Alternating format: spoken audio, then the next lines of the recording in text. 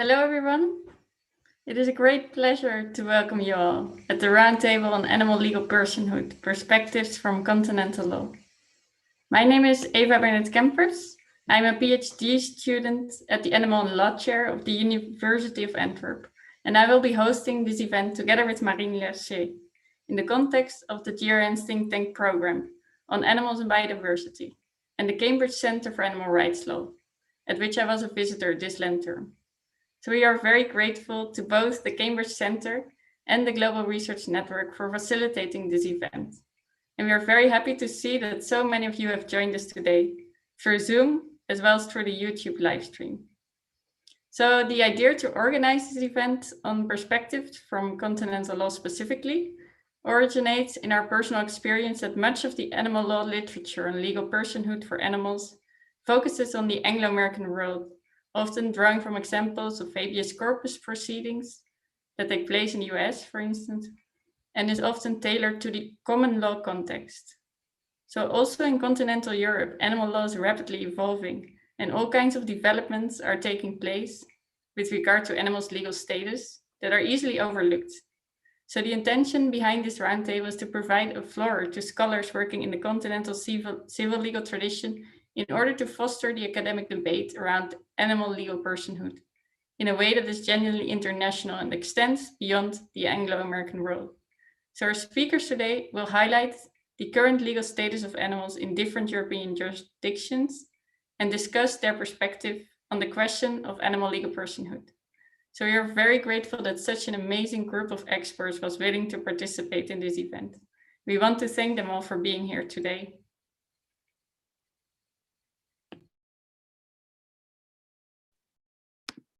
Hello, everyone. Thank you very much, Eva, for this inspiring introduction. My name is Marine Larcier. I'm a doctoral student in animal law at the Autonomous University of Barcelona, where I conduct my research on the legal protection of the welfare of former racehorses from the perspective of animal labor. I'm very happy to moderate this discussion today, and the roundtable will proceed in two stages. First are five renowned experts whom I warmly thank once again for the privilege of sharing their knowledge with us. We'll each give a 10 to 15 minutes presentation on the legal status of animals and the perspective of animal legal personhood in their respective jurisdictions. Then Eva will provide a brief summary of the key differences and similarities explored in the presentations, opening the discussion with the participants and the audience. If any questions come up during the presentations and during the ensuing discussion, please just write them down in the chat to give you the opportunity to ask them. You will also be able to watch this discussion again as this is recorded, and all of our past events on the Global Research Network's YouTube channel. Many thanks to all of you for following this discussion on Zoom and on YouTube. Let's move on then to the first presentation, and this is a pleasure for me to introduce our first excellent speaker, Professor Johanna Philipp-Fröschel, who will discuss the perspective from Germany, Austria, and Switzerland. Johanna Philipp-Fröschel is assistant professor at the University of Salzburg and a specialist in the private legal status of animals in German-speaking countries. She teaches in the master's degree in animal law and society at the Autonomous University of Barcelona, where I had the opportunity to attend a fantastic class. She is currently working on the treatment of animals in Roman law and in modern European legal systems. We are very happy to have you here, dear professor, and the floor is now yours. Thank you for this nice introduction. So I think I have.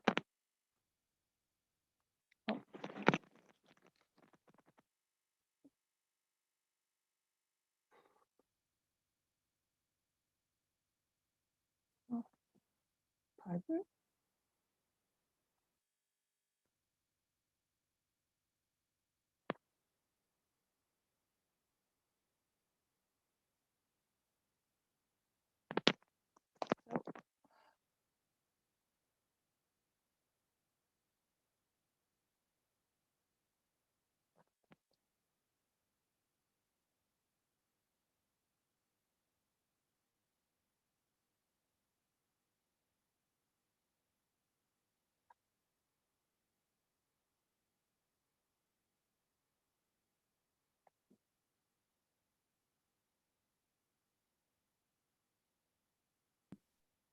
Yeah, Professor Philippe Frocher is opening Yeah. a PowerPoint presentation. In the meantime, just feel free to get in touch with each other in the conversation. And well, once again, if you have any question during the discussion, during the presentations, just write them down and we'll be happy to take them. Can you hear me? Yes, we can. Yes. So thank you for the nice invitation. And here, I think perhaps you feel the desire to visit us in Salzburg once. You could study also here a little bit. So 33 years of animals are not things on the way to animal legal personhood. I've chosen this topic to speak about animal legal personhood because one of the most crucial questions in this aspect is the legal qualification of animals within a legal system. And the statements animal are not things in civil law codes could raise the hope that animals would have another legal position than mere objects. I'm sorry to interrupt you, Joanna, but we cannot see your PowerPoint yet. Maybe if you minimize the screen? You cannot see it. Oh. Maybe it's on the second screen. Yes, I think if you minimize this. Minimize.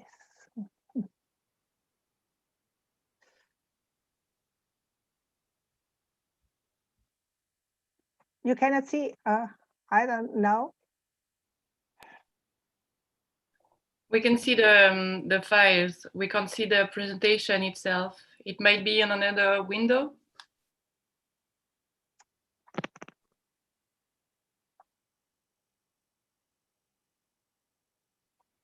Do you see nothing now, or do you see something? We only see the document page. Maybe if you minimize if you put minus. I'm afraid that you only shared the folder. You would have to reshare your screen and select a different option, yeah. I suppose. Yeah. The screen sharing is stopped. Yes. So I try again.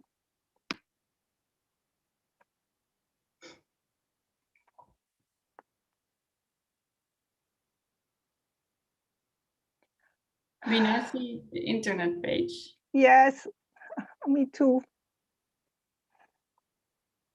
Oh, it is.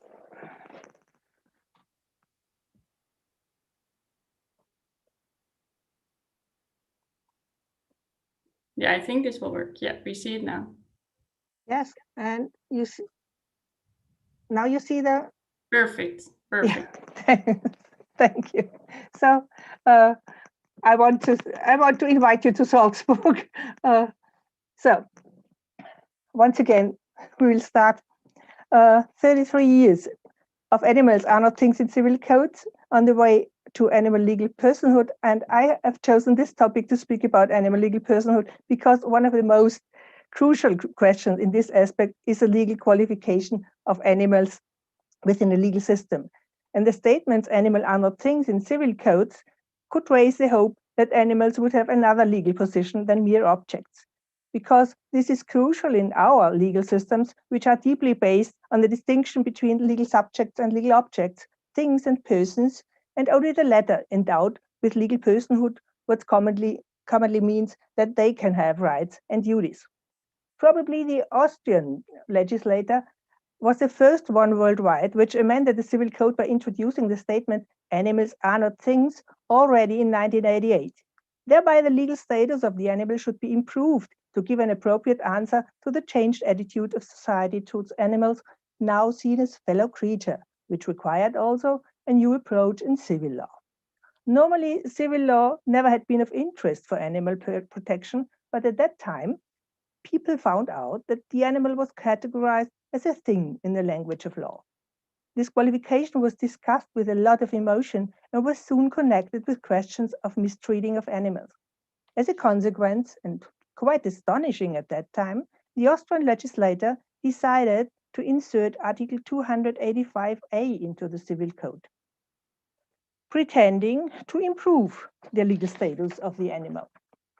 Article 218.5a, as you read, animals are not things, they are protected by special statutes. Provisions concerning things are only to be applied to animals insofar as there exist no deviant regulations. 2 years later, Germany undertook the corresponding amendment, and Switzerland should follow 2003, both obviously using the nearly identical wording and aiming to improve the legal status of the animal. One could expect that this innovation would be evaluated in a very controversial way, mainly because of the untrustworthy political advertising in Austria and Germany, introducing the amendment as a fundamental piece of legislation of animal protection and promising, against better knowledge, far-reaching effects in solving such pressing problems as industrial livestock farming, animal transports, or animal testing. Whereas legal experts from the beginning on worried about the emerging theoretical legal questions because it is apparently difficult to place the animal as fellow creature in an appropriate way within a system which is based on a dichotomy of legal subjects and legal objects. As the animal no longer should belong to things in a legal sense, of course, the logical question had to arise if the animals now should be qualified as subjects of law and as a consequence being able to have their own rights. Whereas this was apparently not at all the intention of the amendment, so much the worse it was regarded that Austrian and German legislators did not comment on the alleged new legal position at all. Looking at the wording of the main Austrian and German article, it's easy to notice that nothing has changed in respect of the existing legal situation of the animal. Animals are not things, they are protected by special statutes. This reference was seen as completely redundant because already before the reform, all these special provisions for the protection of animals in criminal law and especially in the Animal Protection Acts were in force and were applied as special statutes. That in the same article, the application of the provisions concerning things to animals still was foreseen in a very self-evident way without emphasizing an exceptional situation, intensified the disappointing findings about the result of the amendment in Austrian legal literature, which was confirmed also by the Austrian Supreme Court. Animals are treated like any other things as objects of law, notwithstanding the purely programmatic declaration that animals are not things. The reaction of German legal scholarship was even more violent. The amendment was called the mere cosmetics of concept, a pure symbolic legislation, deceiving the population, which by no means changed the already existing situation for animals and which even would damage the quality of civil codes. Due to the lack of a clear statement of the legislator, there was a broad discussion about how the new status of animals should be assessed and defined. Unanimously, it was not assumed that the legislator wanted to include animals in the circle of legal subjects, although it would have been a logical consequence in a twofold system. The discussion about the remaining other possibilities, that a completely new intermediate legal category, animal, would have been introduced by the reform, remained unsolved and controversial. Although Switzerland also pretended to improve the legal position of the animal by introducing the corresponding article of basic principle, the Swiss legislator prevented discussions and expectations concerning legal personhood already in advance. Frankly, it was admitted that the Swiss private law system is based on the distinction between persons and things, that means between legal subjects which can have rights and duties and legal objects. Animals should remain legal objects without legal capacity. On the other hand, Swiss legislation teaches us that it would be possible to introduce also provisions only in favor of the animal. That the animal interests come first is particularly evident in the regulations of dissolution of partnership. Here the court should adjudicate sole ownership of the former common animal under litigation to the party which offers the better conditions of animal welfare. And animal interests also are considered by the new rule concerning bequests for animals in Swiss inheritance law. The other additional provisions of the amendments, as compensation of higher healing costs for animals, compensation of a sentimental value when a companion animal is injured or killed, or prohibition of attachment of animals could have indirect positive consequences for animals, but have to be seen as an improvement of the legal position of the animal owner, not of the animal itself, and in particular only owner of companion animals, especially obvious in the Swiss reform. Even if the results of these reforms are somewhat disappointing at first glance, as they didn't lead to the promised improvement of the legal status of the animal, nevertheless, I think that they have to be seen as very important messages and milestones on the way to a possible legal personhood for animals. Why? I think legislators cleared the way for a change by stating animals are not things in our twofold system.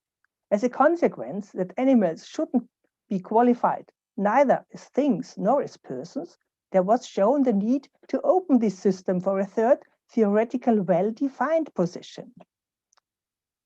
The reason why you have to make a difference between animals and things undoubtedly is shown a lot clearer in the following corresponding legislation of many other countries after 2013, probably promoted by Article 30 of the Treaty on the Function of the European Union, where animals are designated as sentient beings. They used positive formulations to indicate that animals are sentient fellow creatures instead of stating animals are no things, as to see in the Czech, French, Portuguese, or Belgian civil codes. And these positive denominations you will find in our three countries in their quite elaborated animal protection acts, which aim to protect the life and well-being of animals as sentient fellow creature, or in Switzerland, even their dignity. But the most crucial aspect to highlight here is that the effectivity of the therein contained provisions is strengthened a lot by the fact that all three countries have enshrined the aim of animal protection as a national objective, a state goal in their constitutions.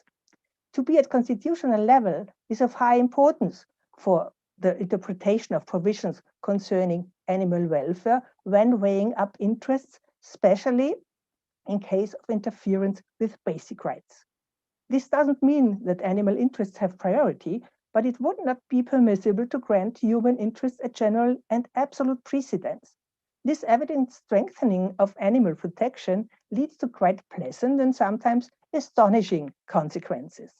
Now you cannot only find such nice references in German court decisions, like in this Berlin case.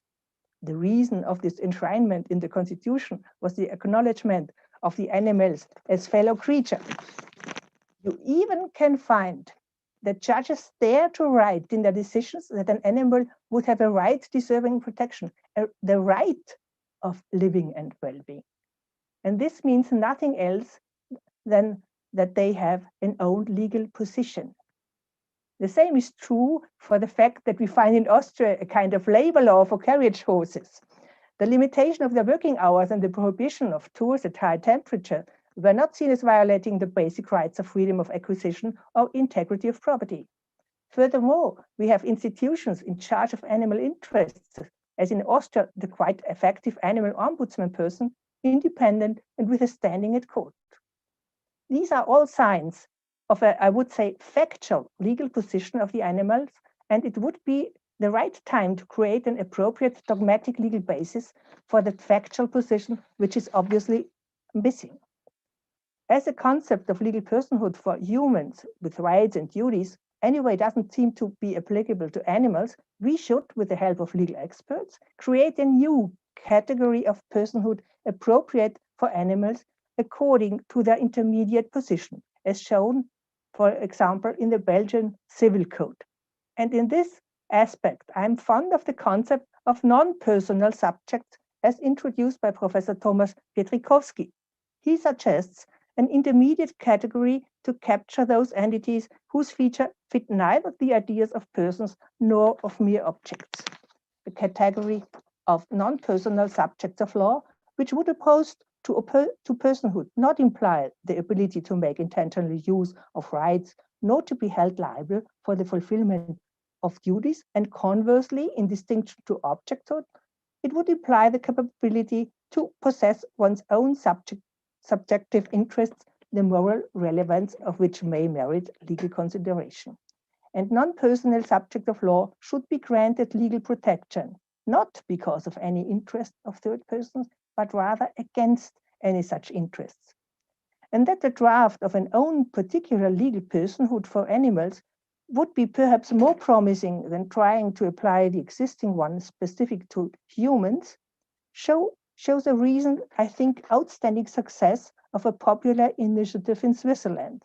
In 2020, the Swiss Supreme Court decided against the complaint of Canton municipality that the realization of a referendum on the inclusion of basic rights for non-human primates in the constitution of the Canton Basel-Stadt was permissible, because the initiative does not require legal equality between animals and humans, but rather its own specific right for non-human primates. Thank you for your attention. Thank you very much, Joanna, for this enlightening presentation. So for all of you who have questions, please write them down in the chat so you can ask them during the last part of the event when we have time for discussions. So our second speaker is Dr. Johan van der Voorde, who will shed light on the Belgian perspective on animal legal personhood. Johan is the academic coordinator of the Animal and Law Chair at the University of Antwerp, and he is a specialist in the legal status of animals in Belgian private law. I've had the pleasure of working together with him on several occasions. He's also teaching associate at the Free University of Brussels. So Johan, you can share your screen with us. I see you're already doing that. That's perfect. Okay, the floor is yours.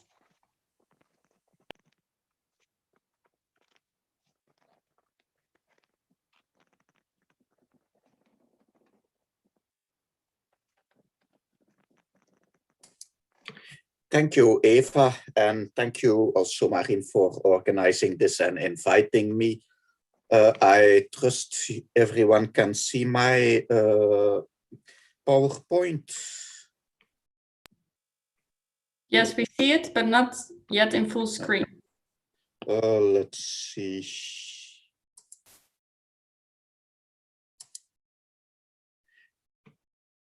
Yes, this is perfect. Yes. So I will talk a little bit about the Belgian perspectives on animal legal personality. And I will speak first on animals as a third category, as the previous speaker already touched upon. Belgian law has made animals a third category. And secondly, I will also treat about the legal personality of animals. Is it desirable or not? And I will be probably a bit more critical than many other people in answering that question.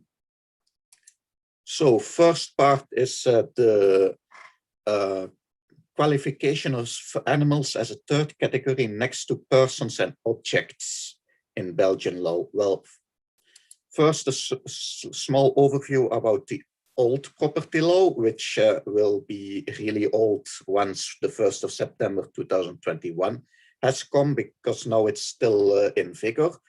But that old property law considers animals to be movable corporeal property if they are appropriated. So if someone has taken the animal in his power, it is movable corporeal property, which is quite logical if you think about it. Well, not if you consider them to be sentient, of course, but otherwise they are not that different from other goods. A more interesting aspect is that non-appropriated animals, free animals, wild animals, are considered to be res communes, so common things. And there, something interesting is to be observed. Belgian law and in some measure also French law consider the rights everyone has on the res communes, because they are to be used by everyone, to be inclusive subjective rights, which means that everyone can have standing to sue. And in Belgian law, there have been some cases in which the rights on res communes have been used to try to protect wild animals, for example, against poaching. Now, that's interesting, but not the essence of my presentation. The essence is in these two articles of the Belgian Civil Code. It's an unofficial translation by myself. So as you see, Article 3.38 of the Belgian Civil Code decides that objects are to be distinguished from animals, and objects and animals are to be distinguished from persons. And Article 3.39 says that animals have the capacity of feeling pleasure and pain, and they have biological needs, but the rules concerning corporeal objects continue to be applicable to animals, with the rather obvious reservation that rules protecting animals and public policy are limiting the rights of owners. So this means that animals are somewhat put outside of property law. As we also saw in the previous expose, animals have a special status, and I would like to clarify that a little bit with this table. So you see we have three categories: persons, that is beings with legal personality. So human beings are the most obvious example of those. Non-physical legal entities also exist, such as companies or the state. Next are the objects, and then we see objects capable of being appropriated. So things you can take in your possession, you can use. Those are called goods. There was also a proposal to call corporeal objects things, which might be interesting for the next slides. So I already said it. There is also a second category of objects, that is objects which are not capable of being appropriated. They don't have a specific name, but the res communis are a major part of those. So persons, well, that's clear enough. Objects, we have seen the two categories of that. In the new Belgian property law, you might define objects as everything which is not a person or an animal. And third category, of course, is animals. There is no special subdivision of animals. However, if we look closer at the facts, we actually see that animals may be dogmatically treated as different from objects, but practically they still are objects. That is, they still are goods or objects which cannot be appropriated, such as res communis. So I call them quasi-objects or quasi-goods, depending on which word you prefer to use, which means that animals are a category of their own, but that category does not really have an own substance. It is just the category of part of the category of objects which has been cut off and then has been given an own name, but still regulated in the same way as before the 1st of September 2021, as in the old property law. We also saw in the previous presentation that that is something which is often seen, and Belgian law on that matter is not as good as Swiss law. Belgian law only says these things: animals are not objects of or persons, and nothing else. So then I would like to give a little bit of comparison, because as we have seen, in Belgium, there is a special categorization of animals. In several other countries, there have also been decisions by the legislator to give a level of autonomy to animals as a category vis-à-vis property law. But if we look closer at those, it is rather more complicated, because the level of autonomy is distinct. In Belgium and Austria, the animals are animals are taken out from the most general category, the objects, so they are a true third category. In France, arguably at least, they are not put outside of the most general category objects, but they are at least put out of goods, so they are no longer a part of property law in a strict sense. And then there are some countries which one may say are a little bit hypocritical, or at least haven't thought very well about how they want to deal with animals, because they say that animals are no things. So in Dutch, that is a Zaak. In German, it is a Sache.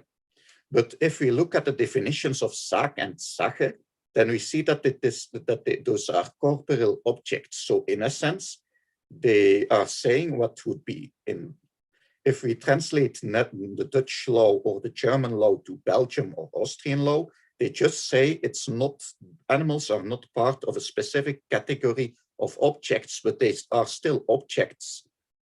In German law, that's not that clear, because the German Civil Code looks only at Sachen and gives very little attention to other objects, but the Dutch Civil Code has a quite good system, at least on the level of goods and categories of goods. So they have the category of goods, and that is subdivided in things, corporeal goods, and in patrimonial rights, which are generally thought of as uncorporeal goods. So nobody is really certain if animals in Dutch law are uncorporeal goods nowadays, or if they are a third category of goods. But what is clear, given the way in which the law has been formulated, they still are goods. So the autonomy vis-a-vis property law in those countries is quite low, even if a naive view of those laws would imply something else.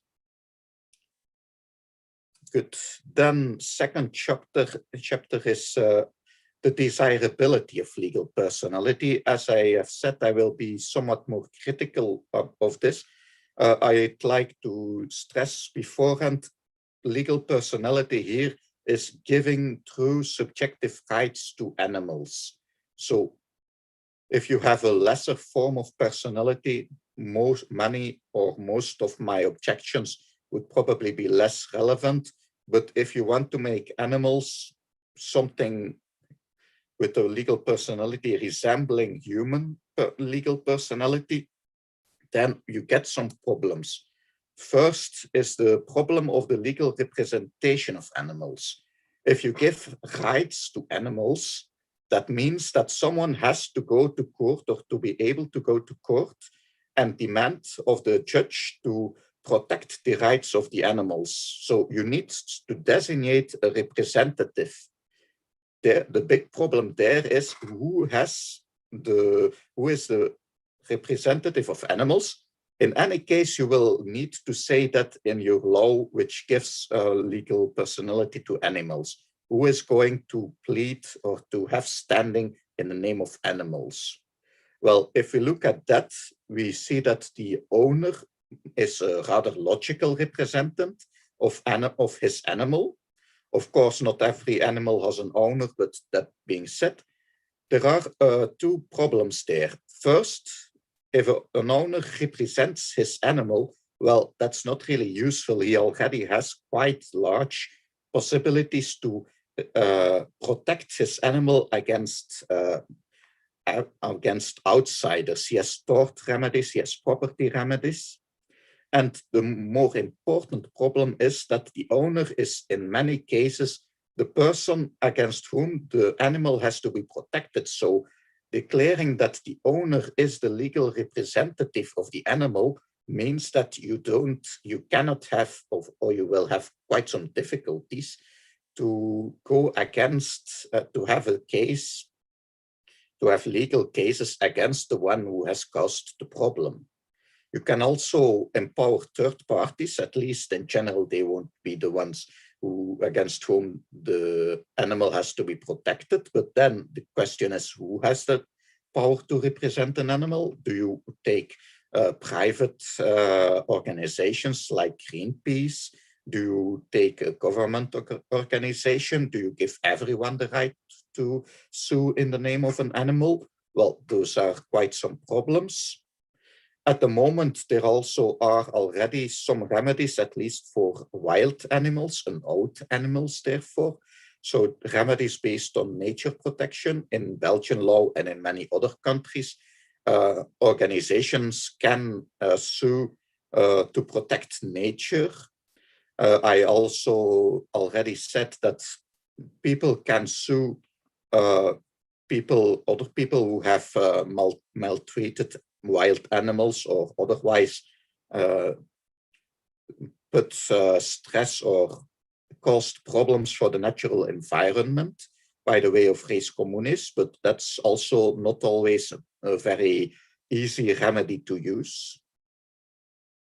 So what I want to say, you have problems in choosing who is the representative, and in also the problem that the extra use you get from legal personality here is rather limited when you look at what already exists.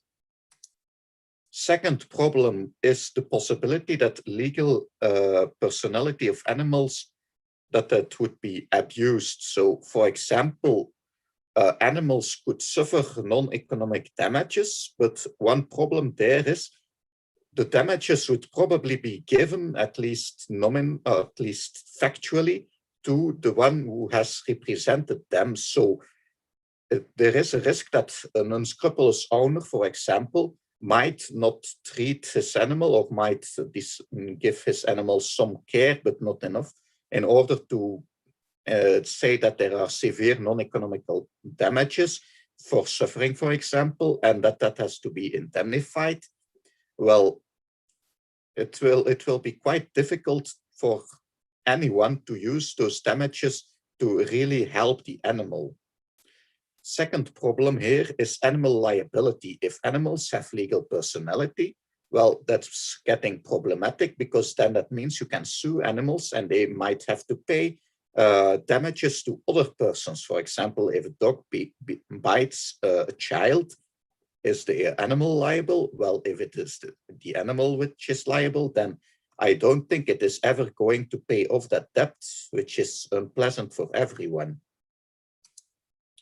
And then a last criticism, well, if we look at legal personality, it has two big functions. So the first is making it possible that some entity participates in legal life, but animals, there might be some very few exceptions, but in general, animals do not have the intellectual capacities to participate in legal life. So that's one function of legal personality, which is not usable for animals, which means that it is not very interesting to give them legal personality. Second function is protection, which is the one which is most often invoked when one pleads in favor of legal personality.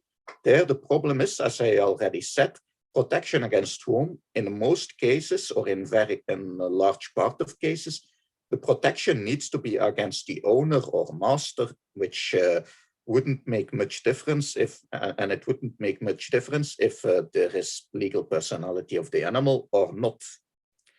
But I don't want to be purely negative. I also want to propose an alternative, which is there should be more enforcement of welfare laws. When one listens to people who are in the government and who have to enforce welfare laws, the problem is they don't get enough money to really enforce those laws. So there should be more money for that, more government funding probably in the first place.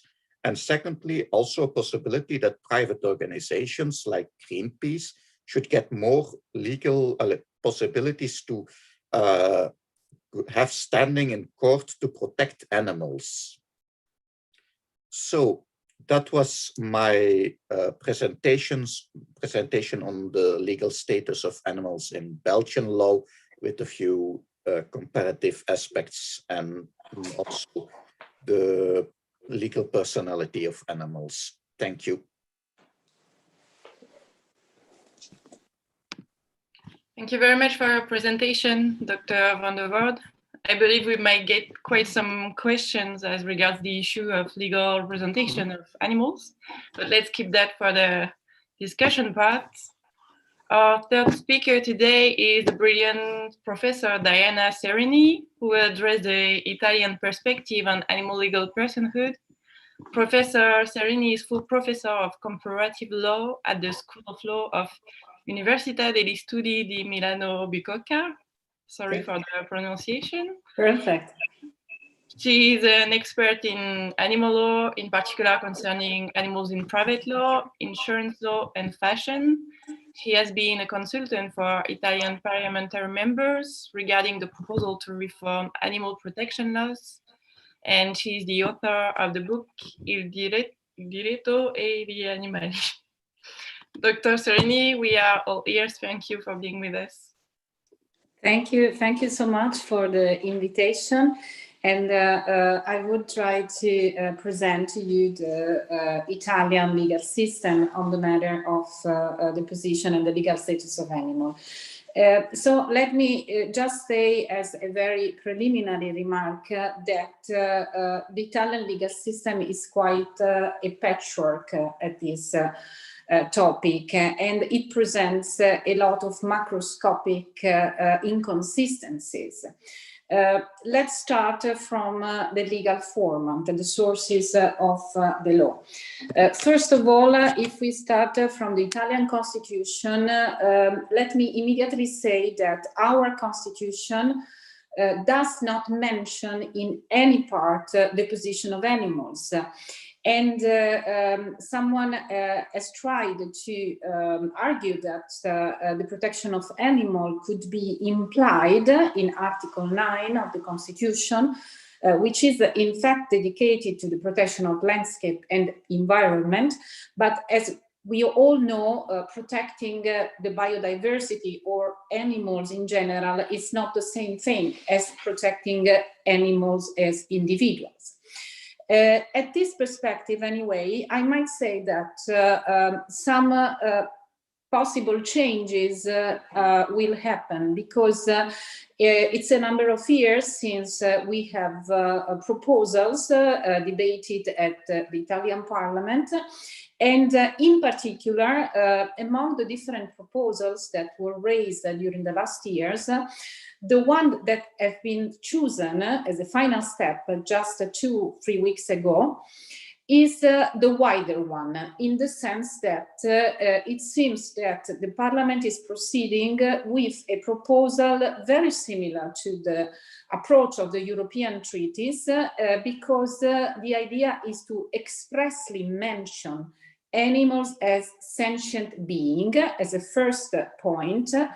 And secondly, the proposal would identify, if approved, animals as the duty of the state to protect animal welfare. So this would open the ground for a requalification of animals in the legal system as a whole. So anyway, for the moment, the Italian Constitution does not mention animal at all.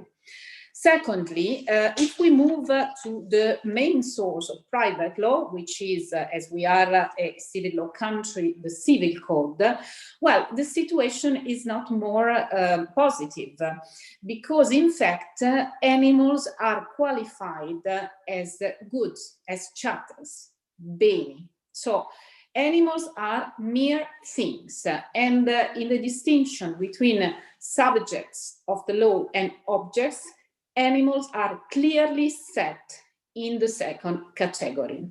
So this is the actual situation. And let me say that anyway, even on the ground of private law, it seems that something is going to change, because there are a number of projects of the laws in order to amend the Civil Code. So the fact that there are a number of projects is not positive, because it implies a certain confusion, but we are now in a moment of acceleration of new rules, and the proposals that have been presented in order to amend the Civil Code tend to create a very complete reference for the position of animals, because first of all, these projects, all of them, with minor differences, refer to animals as subjects and not things. And secondly, at least some of the projects for amendments of the Civil Code provide for a full set of rules in order to set also some problems concerning cases and controversies and problems of everyday life concerning animals. For example, succession law, tort law, family law matters. But as I said, this is just a work in progress. We hope it will be soon approved, but as we know, both constitutional reform and civil code reforms requires a full agreement and a long procedure. Anyway, I said that the Italian legal system is really inconsistent, and I would like to explain why. Because if the Constitution and the Civil Code are, as I said, completely unable to give a qualification of animals apart from being objects, we have a number of other rules in the Italian legal system that have a completely different approach. First of all, we should not forget that we are in Europe, so the first rule, even for Italy, is the European Treaty, and the European Treaty clearly identifies animals as sentient beings. So we should also mention the coexistence between the rules that I mentioned before and the supremacy of the European Treaty. But also looking inside the Italian legal system, we can see that we have a number of national rules and laws that clearly refers to animals as sentient beings. I might make reference, just to give you some example, to some regional laws, and regional laws are quite an important source of the laws, of course, and also other laws disseminated here and there in the legal system. For example, just to make you this case, the code of the motor circulation, the car circulation, provides that in case of an accident involving an animal, there is a duty to take care of the animal. So this is a rule that implies that even if the animal does not have an owner, there is a duty to assist the animal. And this is, of course, something you do when you talk about persons, subject. And then also the reform of the criminal code does not go so far as to identify animals as being as direct victims of the crime, but the amendments to the criminal code that have been approved in 2004 clearly identify a number of crimes against animals, and they are no more related to the coexistence of an offense to a person. So there is something that is not so consistent with the position of animals as mere objects. But the situation becomes even more complex if we look at the case law. We don't have so much time, so let me just make two examples. The case of divorce or dissolution of partnership.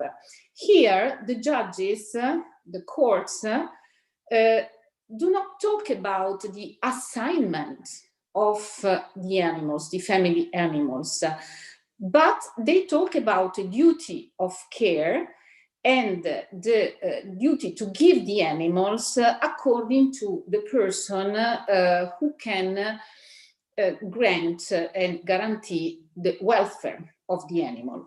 And it's very interesting to look at the language used by the judges, the words used by the judges, because these words remind us of the duty to take care of minors, of children, so subjects. A second example, in case of accidents to animals, it is a duty of the liable party to pay damages, not only material damages, but also pain and suffering to the owner of the animal. But this is very strange because in general, pain and suffering is based on the violation, on the frustration of a relation between persons. So here, if you look at the remedies provided by the case law, the judges think as if the violation of the relation between a person and an animal is equal to the violation between a person and another person, so two subjects. So you can see how many inconsistencies we find in the legal system. I just wanted to present you some example, but I could go on and on with other cases. One very recent case that recognized the duty of the employer to give 3 days to the person, to the worker, in order to take care of the animal who was under surgery and needed assistance. So you see that it also implies a direct duty of the owner to take care of the animal in the same ways as you should do with another person of your family. Of course, this is an example of the inconsistencies between legal formats, the law, constitution and civil code, other laws, and case law examples. Nevertheless, a legal system needs coherence. So, in my view, it would be a great advantage for society and also for solving controversies and in adding as protection also to all animals if we could change the legal position of animals. So in my view, the need to change the words of the Constitution and the introduction of animal subjectivity into the Italian Constitution should not endanger the constitutional system, but on the contrary, should introduce more coherence into the legal system and should facilitate the role of judges and the ordinary legislature in order to approve further laws.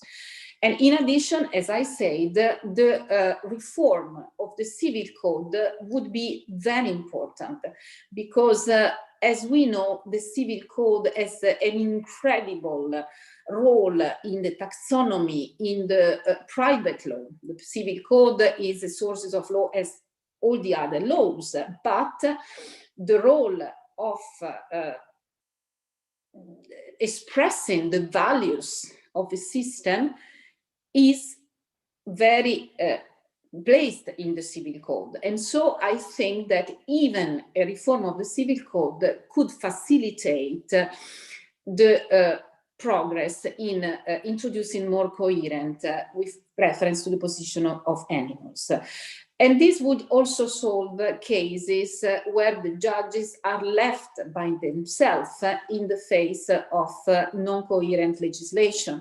Also because the laws that I've mentioned are protective not to all animals, but of course there's also a sort of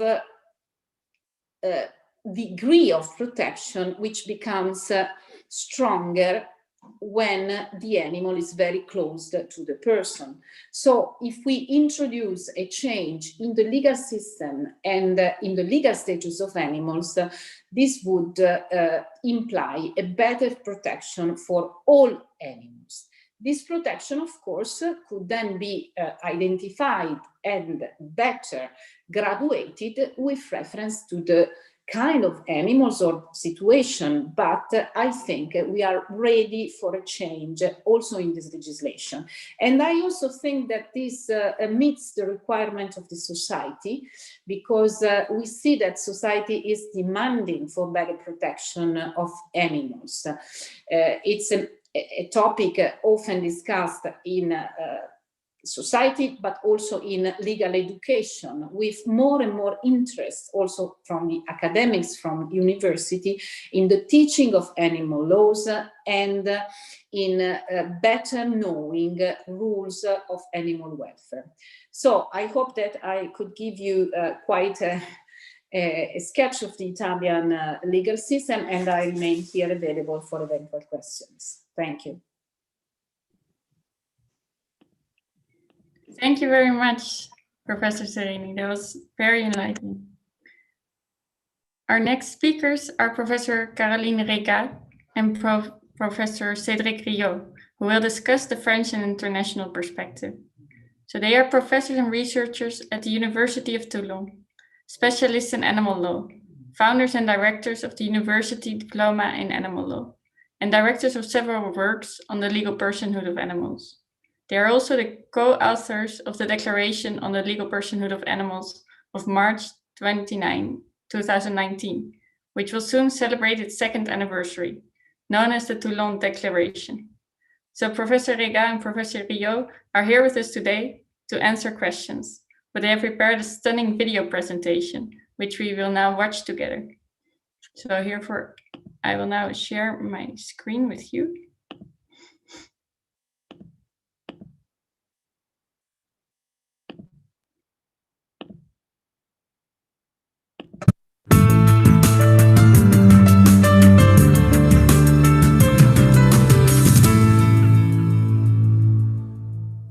Nous sommes à l'origine de la trilogie sur la personnalité juridique de l'animal. Elle se décline en une trilogie de colloques, d'ouvrages et de séances solennelles et se déploie dans la rédaction de textes forts à vocation nationale et internationale. La trilogie est porteuse d'une doctrine qui s'élabore, se ramifie et s'étend à chaque nouveau volet. Du droit positif au droit prospectif, la trilogie dessine des perspectives d'avenir. Lorsqu'on évoque la personnalité juridique de l'animal, deux questions peuvent s'élever. Pourquoi ? Comment ? Il faut poser la base du droit des animaux. La question d'attribuer des droits à l'animal renvoie immanquablement à celle de sa personnalité. C'est un point souvent ignoré par les non-juristes, mais pour être titulaire de droit, il faut être une personne juridique. Dès lors, du strict point de vue de la théorie du droit, les animaux ne peuvent être titulaires de droit. Certes, il existe des réglementations pour protéger l'animal, pour préserver son bien-être, mais ce sont là des obligations imposées aux hommes. En conséquence, débattre de projets de réforme visant à garantir des droits dits supplémentaires aux animaux, sans leur donner au préalable une personnalité juridique, revient, pour prendre une métaphore, à mettre des étages supplémentaires à un immeuble dont les fondations sont instables. Autrement dit, c'est construire l'édifice juridique avant de poser les bases, ce qui est incohérent. La loi du 16 février 2015 modifie le Code civil français. Elle y insère un article 515-14 qui dispose que les animaux sont des êtres vivants doués de sensibilité. L'animal n'est donc plus défini par nature comme un bien meuble ou un bien immeuble par destination, puisqu'une catégorie nouvelle d'êtres vivants et sensibles est reconnue, à côté de la catégorie des biens et des personnes, ce qu'admet la majorité des auteurs spécialisés. Mais la rédaction de cet article est révélatrice d'une hésitation qui lui est inhérente.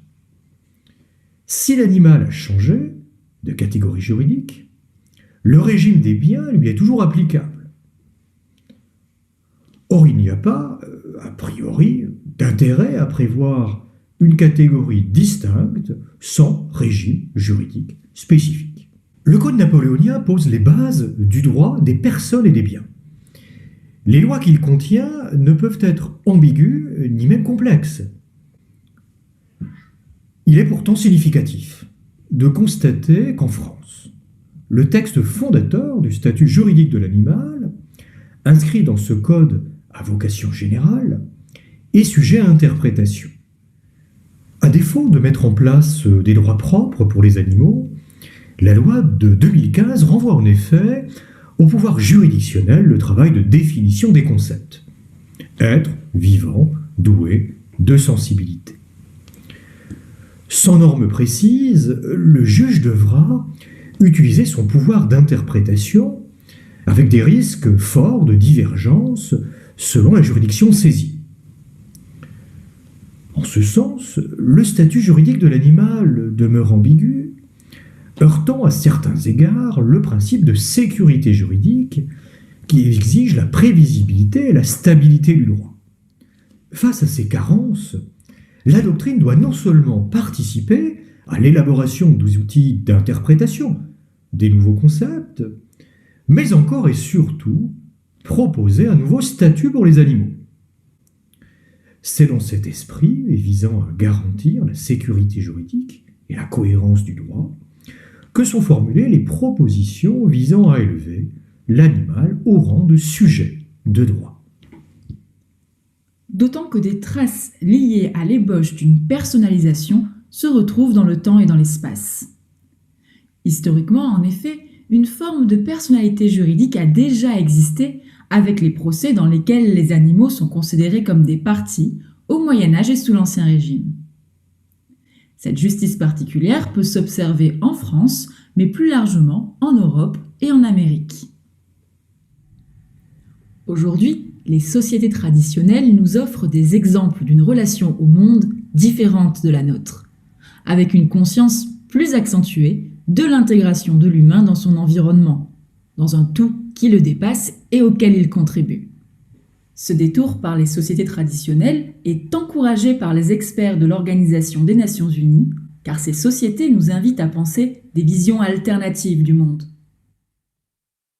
Autre élément à prendre en compte, l'apport des autres sciences que le droit. Le droit des animaux doit, selon nous, communiquer, échanger, dialoguer avec les autres sciences. Or, les sciences démontrent chaque jour que les animaux sont des êtres sensibles et intelligents. Le 7 juillet 2012, la déclaration de Cambridge proclame que des animaux non humains possèdent les substrats neurologiques de la conscience. Un prolongement en droit s'est imposé afin d'en tirer notamment les conséquences. C'est la déclaration de Toulon du 29 mars 2019 sur la personnalité juridique de l'animal. Nous y reviendrons tout à l'heure. Pour le moment, les éléments convergent. Les animaux pourraient bénéficier d'une personnalité juridique. Mais comment ? Si la personnalité juridique est reconnue naturellement aux personnes humaines, elle est avant tout une construction intellectuelle qui a évolué et s'est détachée progressivement de la personne réelle qu'elle servait à désigner. Le recours à la technique de la fiction juridique, qui peut être définie comme une déformation de la réalité par le droit, a permis aux personnes morales, dépourvues de tout lien avec le vivant, de bénéficier de la personnalité juridique.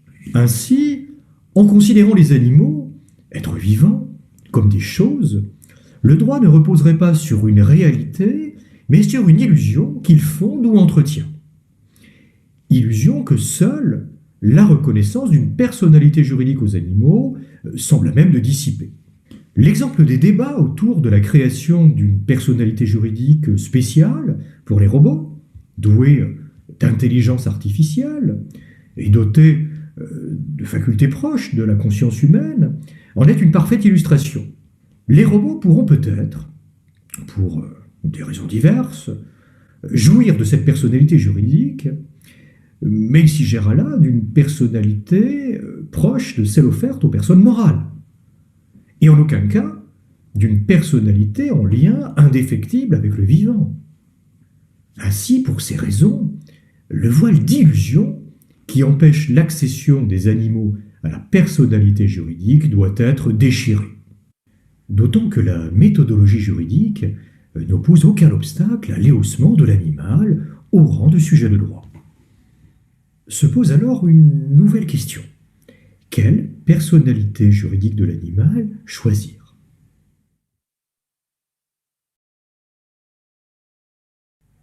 Refondre la catégorie des personnes juridiques et créer une nouvelle catégorie, celle de personnes physiques non humaines, apparaît pertinent pour donner aux animaux une personnalité juridique qui leur serait propre. Les personnes physiques se déclineraient ainsi en personnes humaines et en personnes non humaines. Chacune de ces catégories bénéficiant d'un régime spécifique. Il n'est donc pas question d'accorder des droits identiques aux humains et aux non-humains. Simplement, forts d'une personnalité juridique nouvelle, les animaux pourraient, entre autres, bénéficier d'un statut cohérent et efficace permettant la prise en compte de leur intérêt propre. Un des avantages majeurs de cette nomenclature est que le droit peut ainsi progresser sans bouleverser de façon brutale la summa divisio héritée du droit romain entre d'un côté les personnes et de l'autre les choses. La personnalité juridique de l'animal envisagée par la trilogie est intégrée dans le droit commun. Une proposition de rédaction d'un texte de loi a été rédigée à cet égard. Il est envisagé d'introduire au sein du Code civil français un titre consacré à la personne physique non humaine. Afin de tenir compte des différentes catégories d'animaux, 3 chapitres seraient prévus. L'animal de compagnie, les animaux liés à un fonds et les animaux sauvages. En effet, les questions ne se posent pas de manière identique concernant par exemple les animaux dits sauvages et les animaux de compagnie. Pour prendre une illustration, le droit à la liberté s'entend pour les animaux sauvages, l'ours par exemple, comme le droit de ne pas être détenu, ou tout du moins pas dans des conditions indignes. Et pour les animaux de compagnie, le chien par exemple, comme la possibilité d'exploration de l'environnement, liée notamment à la promenade, un espace suffisant ou des interactions avec les congénères. Mais au-delà de cette perspective nationale, d'autres textes issus de la trilogie sur la personnalité juridique de l'animal ont une vocation internationale. C'est le cas de la Déclaration de Toulon.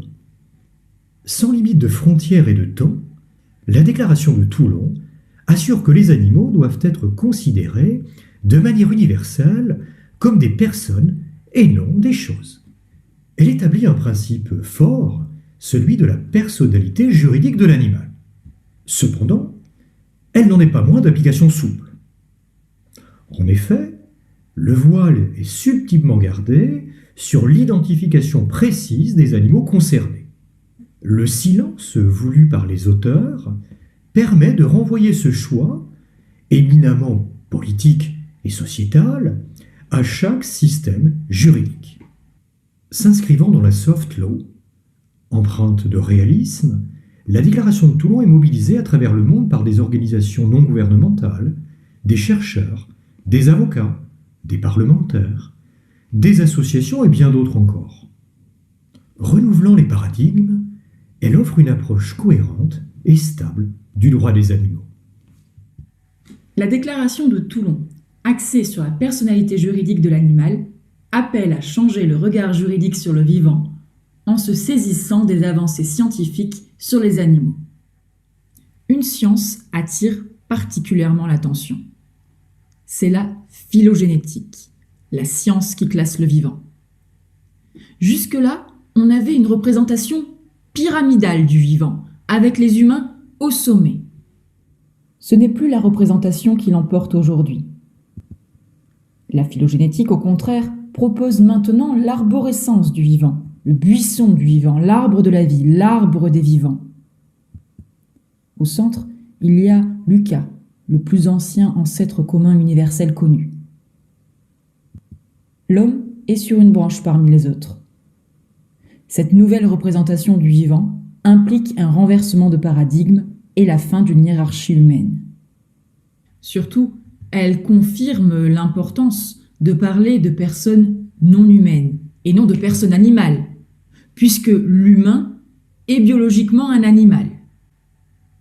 Évoquer la personne animale pour parler des animaux autres que l'homme, c'est donc se rattacher à une approche du monde que la science ne soutient plus.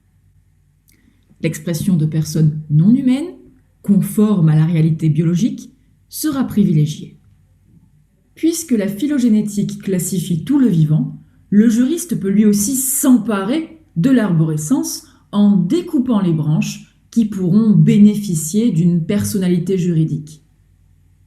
C'est le rôle du juriste du vivant.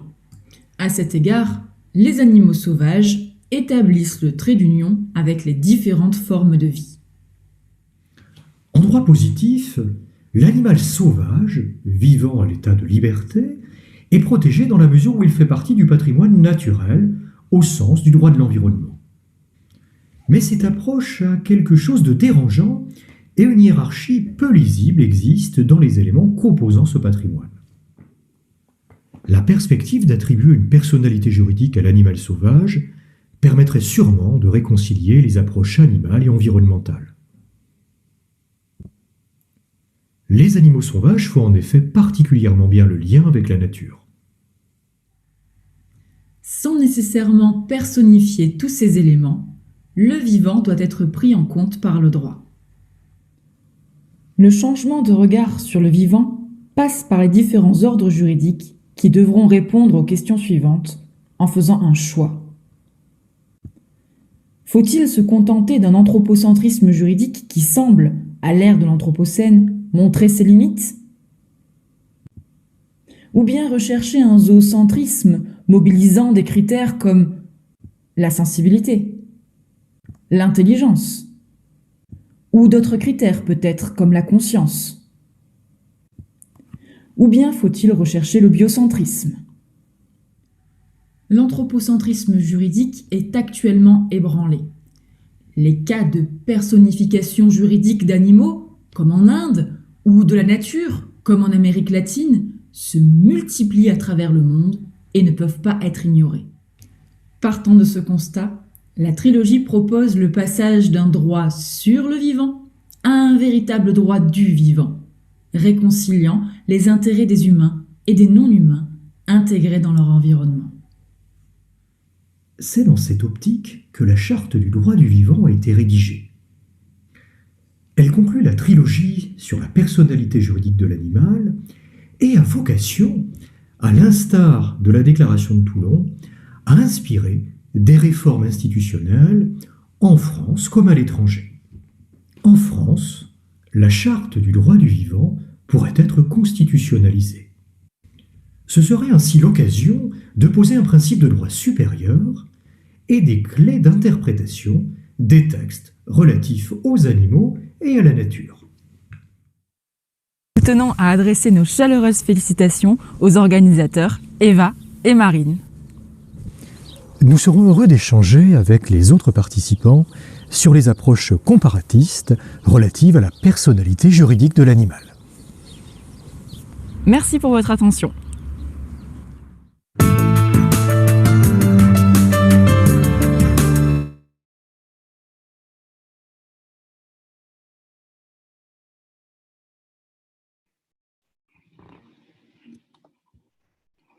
Thank you so much, Professor Rega and Professor Rio.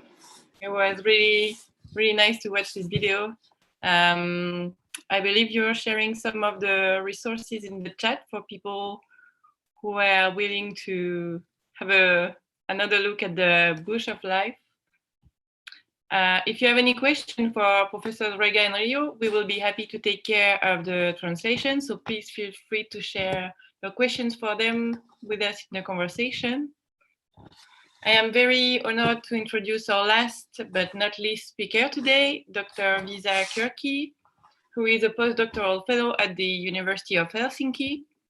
He is a specialist in legal personhood, rights, the theory of animal law, and the author of A Theory of Legal Personhood. He is also the director of the research project Animals Under a Welfarist Regime, investigating the theoretical foundations of animal welfare law.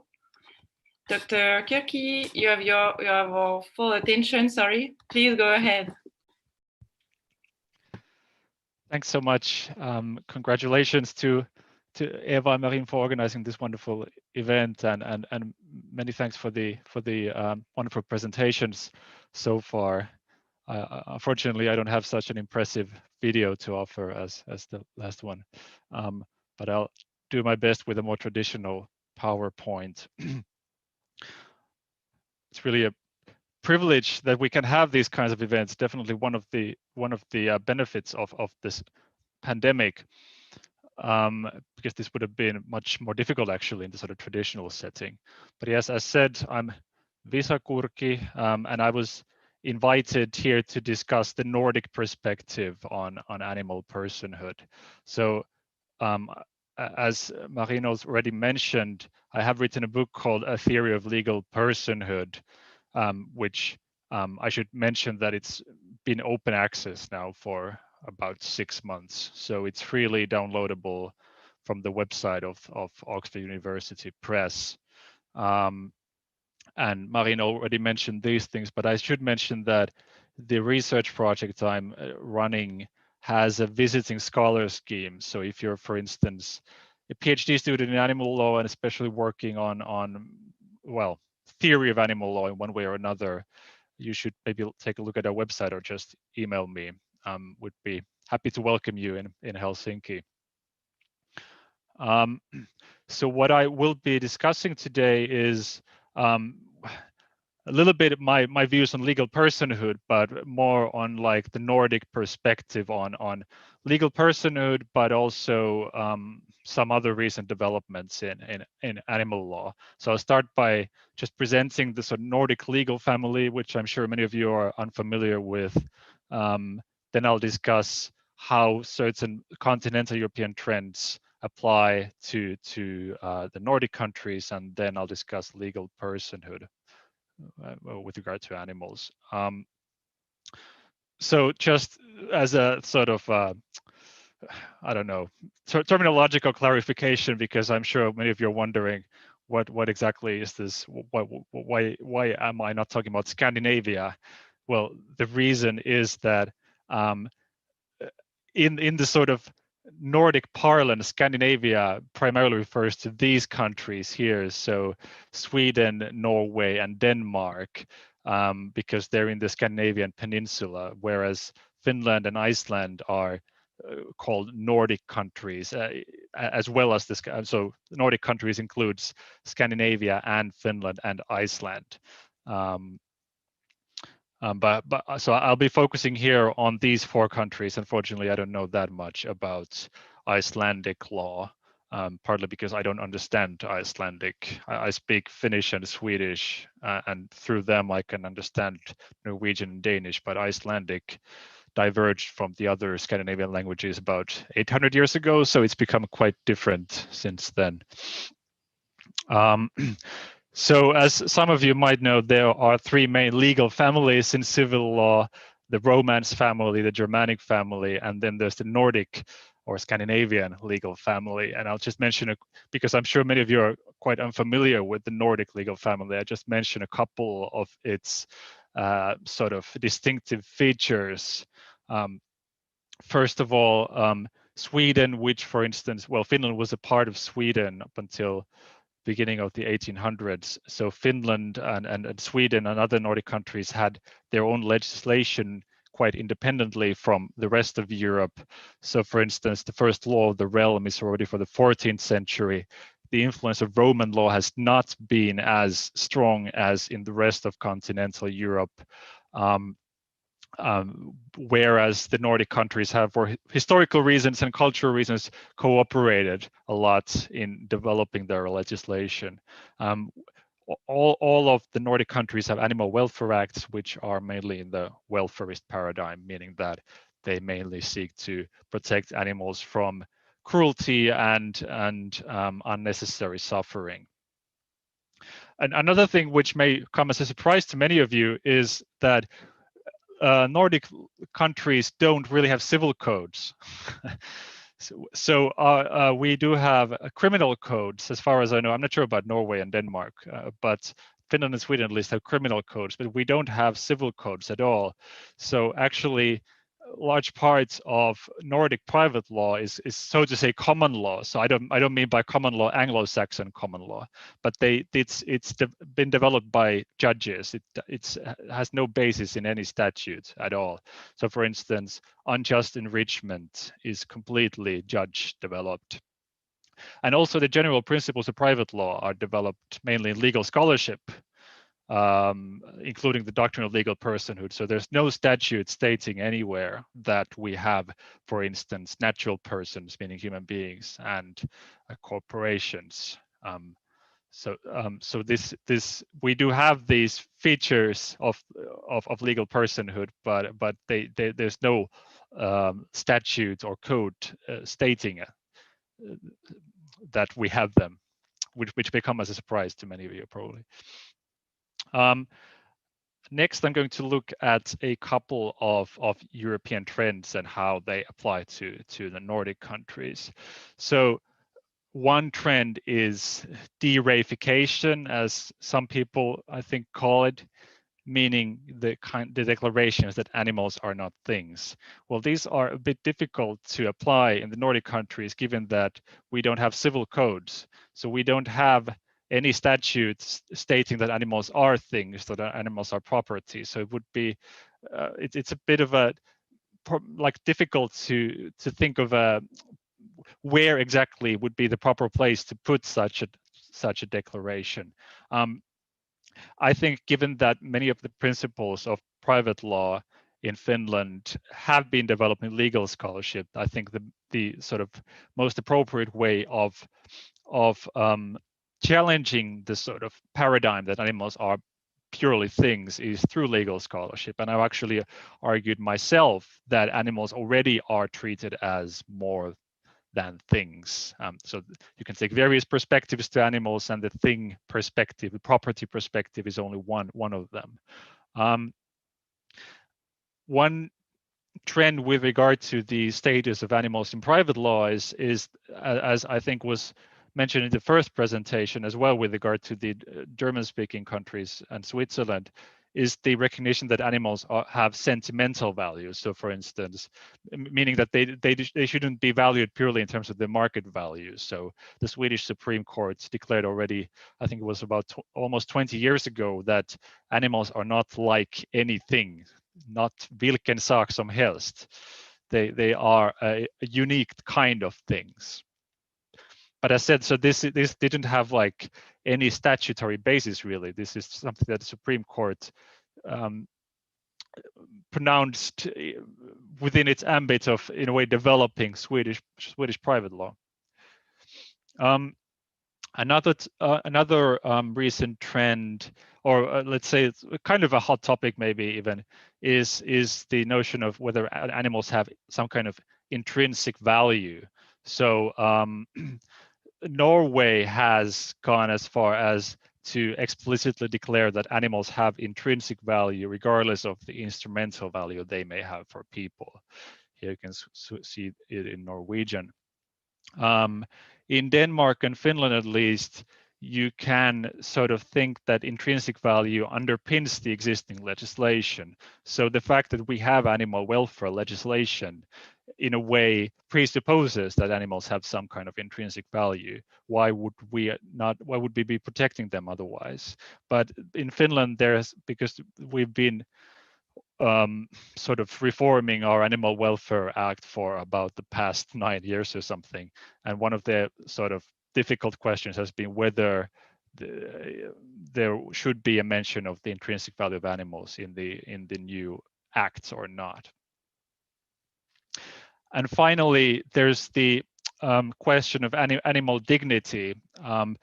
In this sort of Nordic context, it's a bit of a difficult concept, even linguistically, because we don't really have a specific term for dignity. It's a bit difficult to translate, because if we talk about human dignity, we just call it human value. So then translating animal dignity would just mean animal value, and then it would be more or less the same thing as the intrinsic value.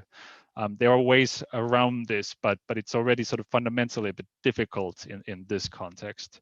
But if we understand dignity as the idea of respect for animals, then I think Denmark has come closest to adopting some kind of a dignity provision, because their new, I think it's from last year, Animal Welfare Act declares that the purpose of the act is to promote respect for animals as living and sentient beings.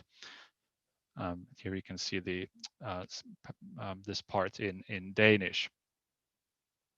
Right. Then moving on to legal personhood. I hope I still have some time left. So in my work, I've argued against what I call the orthodox view of legal personhood, which equates legal personhood with the holding of rights and duties. So actually, the earlier presentation, more or less propounded this orthodox view that in order to have rights, you must be a legal person. Well, I respectfully disagree. I think you can actually already say that animals have some legal rights, both in Finland and other Nordic countries and most of Europe, actually. Well, because I think even animal welfare acts establish some rights for animals. And I've instead propounded a kind of bundle theory of rights, according to which legal personhood is a bundle of rights, a bit like ownership is a bundle of rights. So I'm going to run through this very quickly. But so this would be the sort of a orthodox inventory of the world. So there are only persons and things, which I think many of you have some familiarity with. But this is more like I think of these whole categories. So there are persons, and then there are borderline persons. By the way, this is legal persons specifically. And then there's property or things and sort of borderline property and things. And then there are actually entities that are neither. For instance, human fetuses, I think, don't really fall into either group properly. They're somewhere on the borders.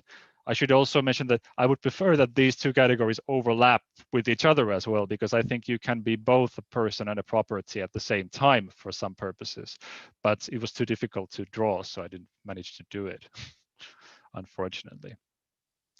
So what I think what's going on with animal law in general right now is that if we think of animals in most Western countries, there were no animal welfare statutes in most Western countries 200 years ago, but today we have such acts, meaning that animals currently have more rights than they did 200 years ago, but they have fewer rights than full legal persons such as human children, adult humans, and corporations.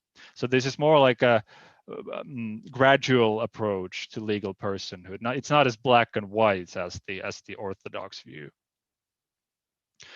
And what I'm not going to go into this properly, but I think legal personhood consists of incidents so there are different elements that you can actually detach from each other if needed. So one central incident is that one has legal standing, meaning that one can appear in court in one's own name. And another is that one's body and life and personal integrity are protected. So considering then specifically the Nordic context and legal personhood, I'll just mention three sort of strategies. I'm not going to discuss whether it's in a way if it's a worthwhile goal, but just considering how we could move toward animal legal personhood. Well, litigation has, of course, been the sort of way to go for the Non-Human Rights Project in the USA and in Latin America with its sister organizations. This would probably not work in Finland or in other Nordic countries, because even though we don't have a civil code, which supposedly could give judges more freedom to do what they want, but they're actually very restrained. So they have a kind of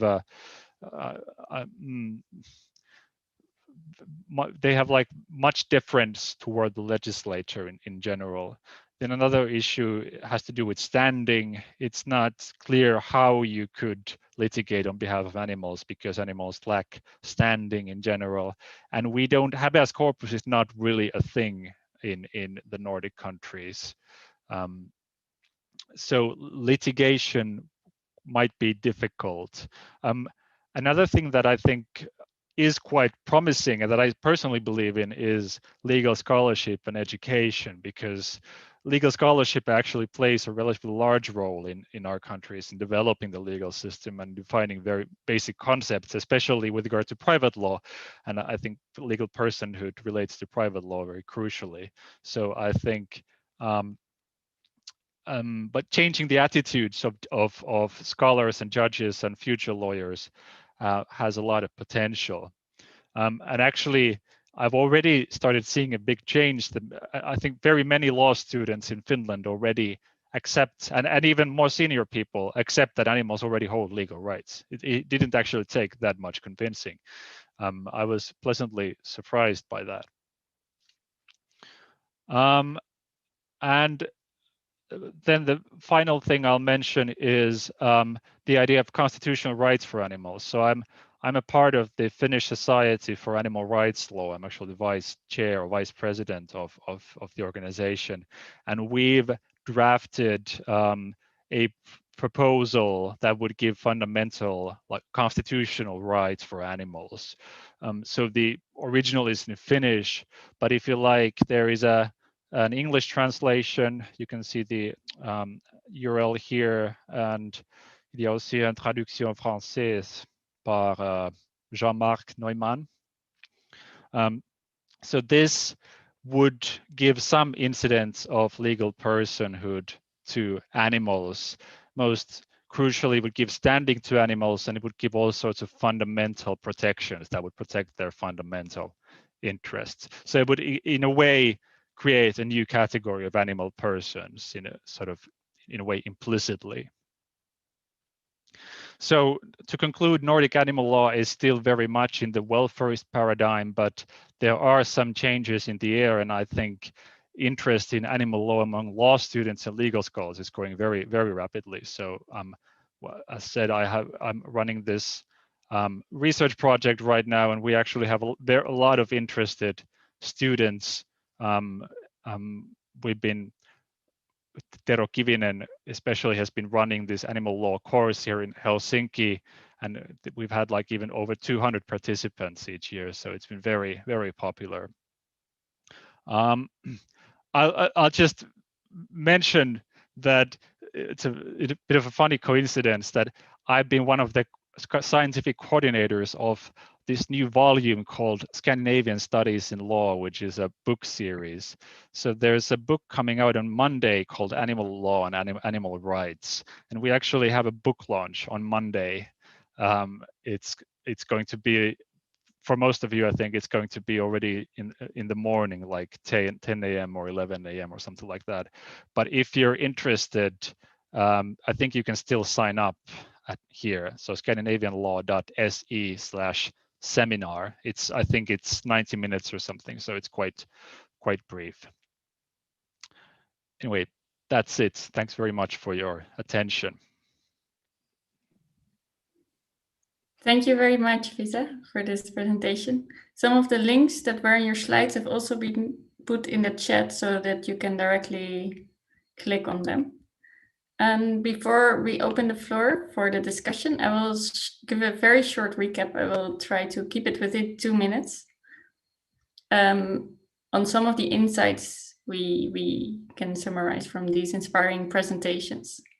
So we saw that whereas animals were historically categorized as legal goods in most jurisdictions, goods or things, we have seen how starting in Austria, Switzerland, and Germany, a trend has taken place across Europe in which animals are increasingly distinguished from goods, defined as non-things, quasi-objects, or sentient beings, êtres doués de sensibilité, or beings with intrinsic value. So animals are now superficially regarded as something different from goods in most continental jurisdictions. And also in Nordic countries, some interesting developments are taking place.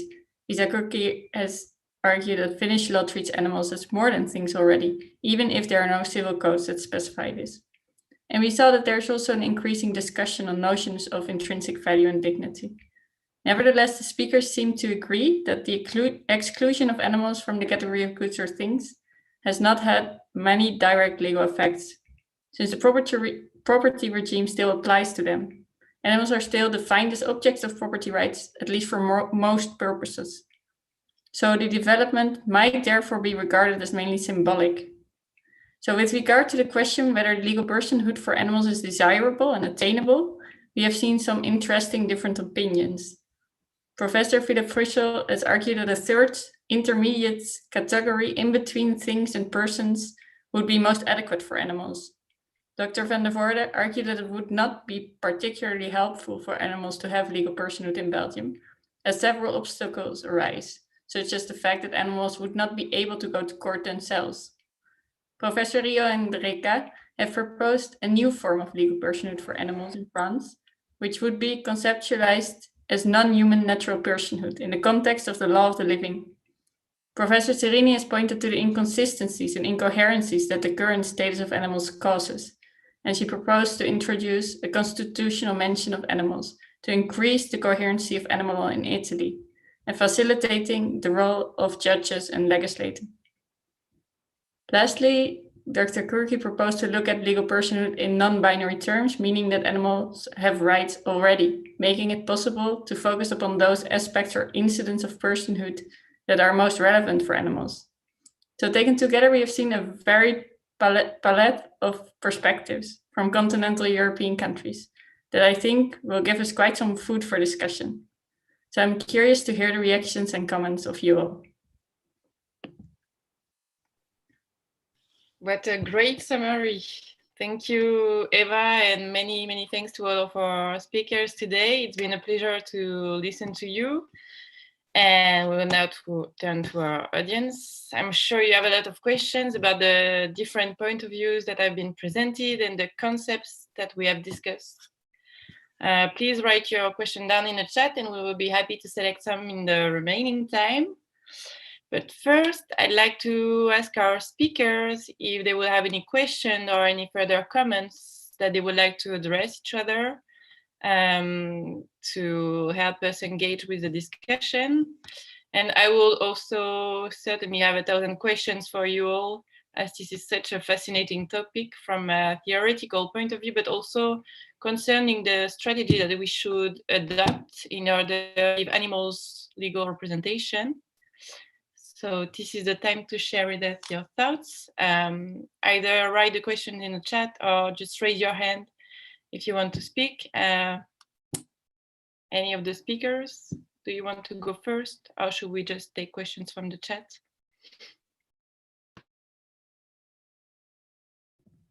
Johan, you want to say something? Yes, I wanted to say a little bit about Visa's bundle theory. Well, from a Belgian point of view, it's quite interesting to see, but for property at least, we don't accept the bundle theory, or at least most of Belgian jurists don't accept it. So it's probably a little bit more difficult to accept that theory in Belgium. On the other hand, we do have some cases of non-persons who have subjective rights, mostly labor unions. So there is a little bit of case law which also says that for animals, but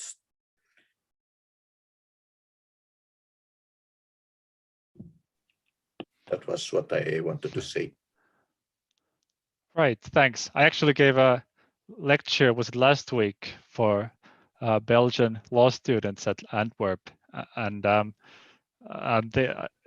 think the agreement there was that the sort of traditional binary way of thinking about persons and things doesn't work very well either in conceptualizing, for instance, fetuses. So then I for instance, asked the students, what do you think? Are fetuses persons or are they things? And they felt very awkward about it. And I think the proper answer would be that they're not really either. I think, but then I should say that like the property law understanding of the bundle understanding of property is a different thing. You don't need to accept that in order to accept the bundle theory of legal personhood. Yes.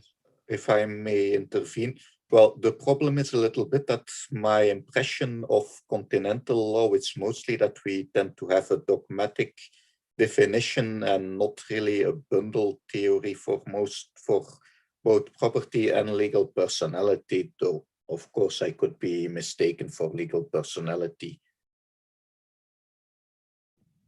Okay, thank you very much. Could I say something to the fetus? The fetus wouldn't be to compare with animals in many, I think, European jurisdictions, because in our civil codes we have that fiction that fetuses are not persons. It starts with the birth, but if it's in their favor, there's a fiction that they are already born. So I think yes, you cannot if compare they're that. later born alive, Yeah. if they're later born alive, yeah, but not otherwise.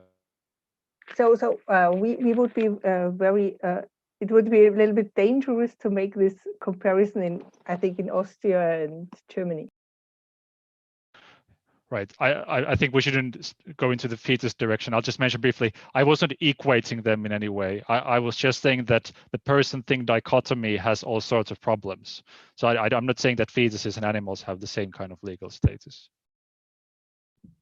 Okay, thank you very much. I have also another question to Professor Johanna in the chat about the intermediate category between persons and things by Daniela Guajardo. She's wondering whether if you create this in-between category, in all cases in which the interests of non-human animals are in conflict with the interest of humans, the latter will always prevail, even if this involves animal suffering. Do you think there's a way to avoid this danger? By this intermediate category, no. But I try to explain my vision of this special kind of legal personhood. And person we should exclude because it isn't appropriate for animals, as we have seen in the other contributions. But we should have that standing that we can say animals have no duties, but they have a right, and a real right, to a certain level of protection. And we have in Austria, Germany, Switzerland, we have quite nice animal protection welfare acts. And there are many duties towards the animals. But then we have, for example, animal welfare ordinances.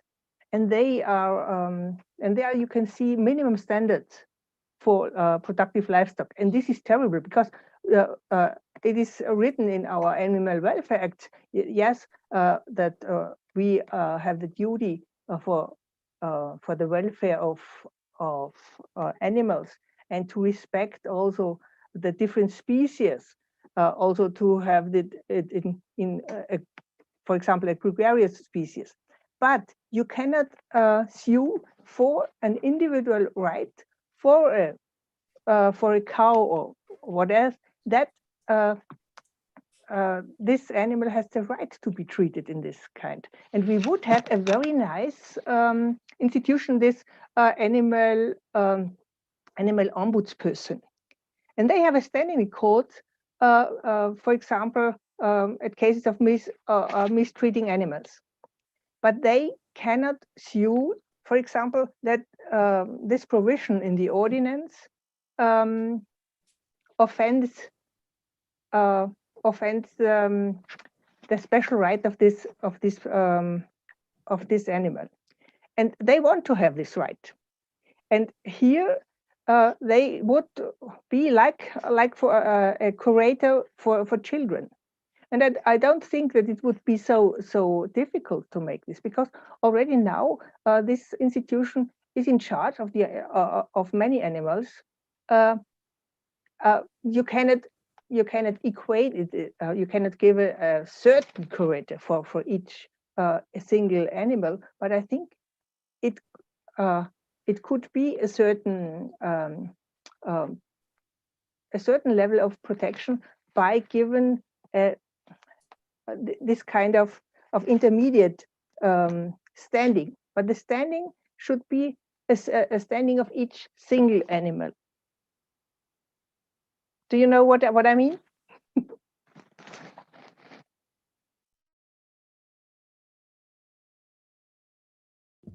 Thank you very much. I think that was a very clear answer.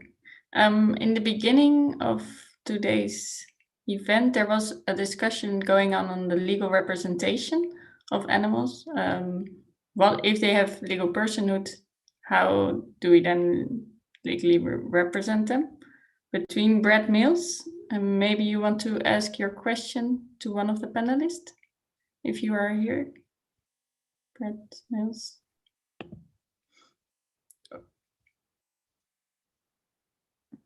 Or okay. I can I just add on this point? Of course. For what concerns Italy, for example, there is a clear reference to the possibility of association protecting similar rights to act for in court, both in criminal courts and in civil courts. So there is a legitimacy to act, which is already recognized, of course.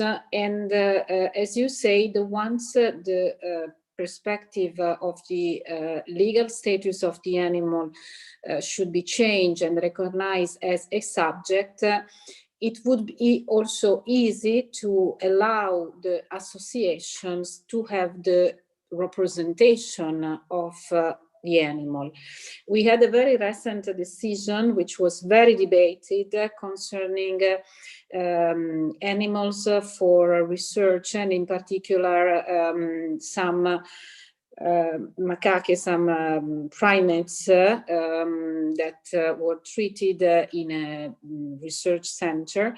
And once again, the judge has recognized that any association protecting animal rights was able to show and to ask for, in this case specifically, the interruption of the research activity, which was then denied in the end. But the judge was very clear, the administrative judge was very clear to recognize the possibility of the association to represent the animal perspective. And I think that once the legal status of animal would be changed, it will be, it has been discussed, of course, and it would be automatically recognized that the association, for example, could act in the name of the animal, in the name of the victim of a crime, being in this case an animal, of course. And even in the projects of the law, this aspect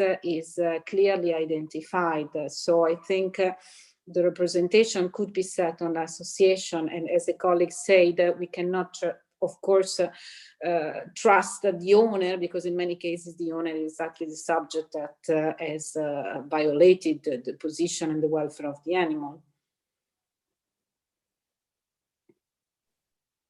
Thank you, Diana. Thank you.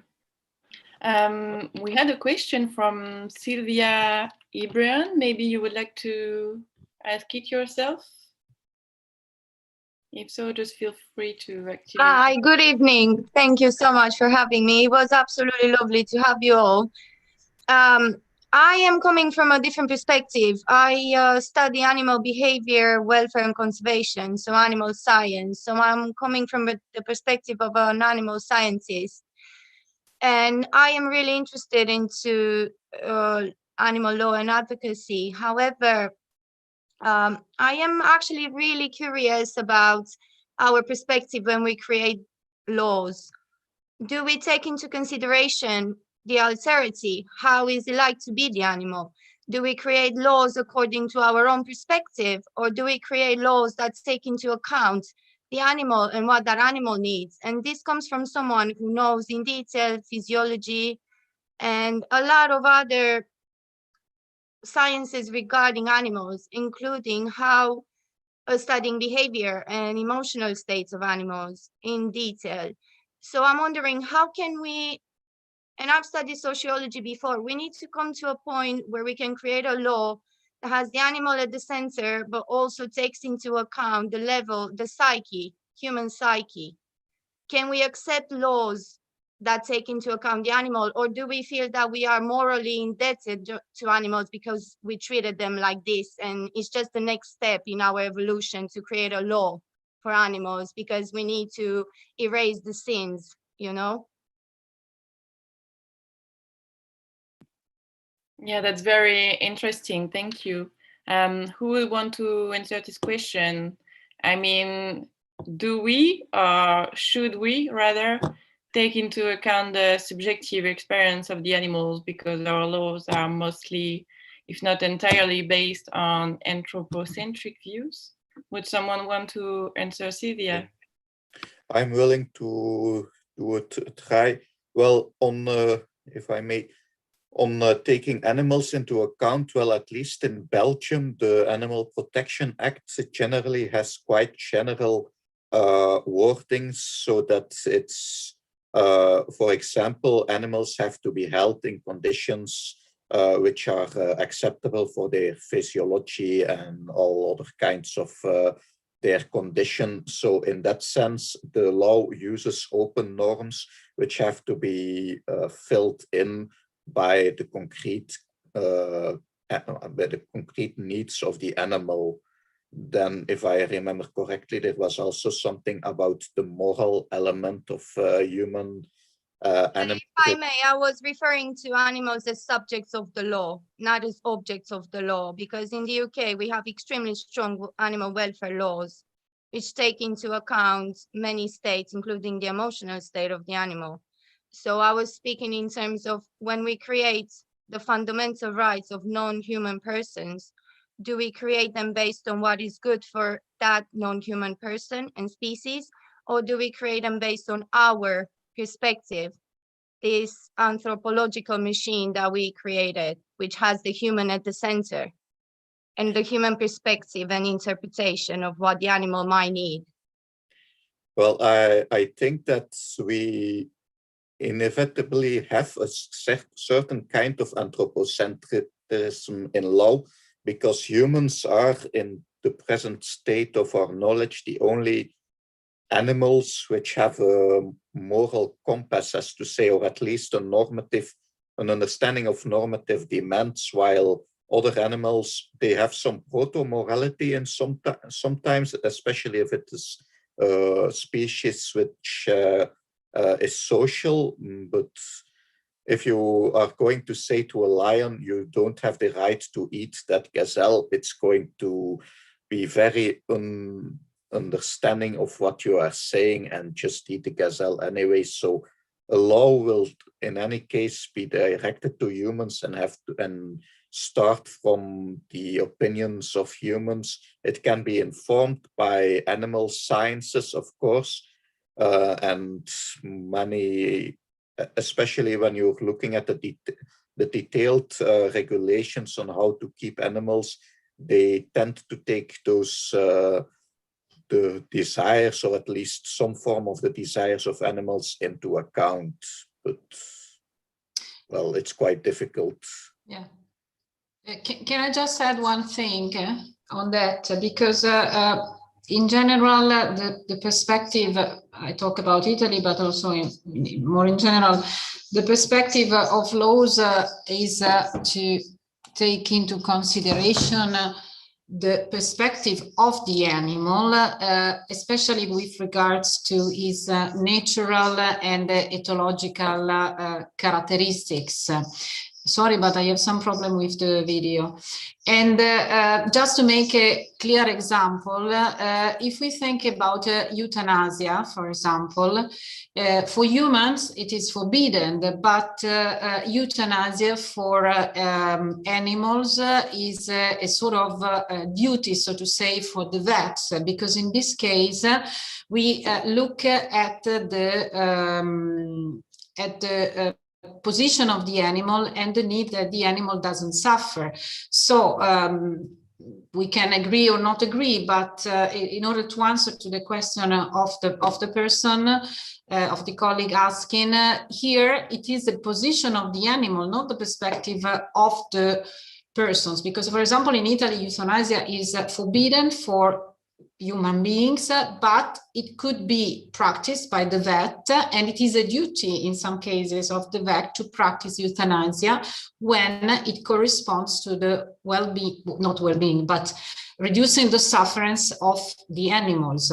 So if animals are to be considered by the law, the perspective should be that of the animal and its ethological characteristics, psychological and ethological characteristics.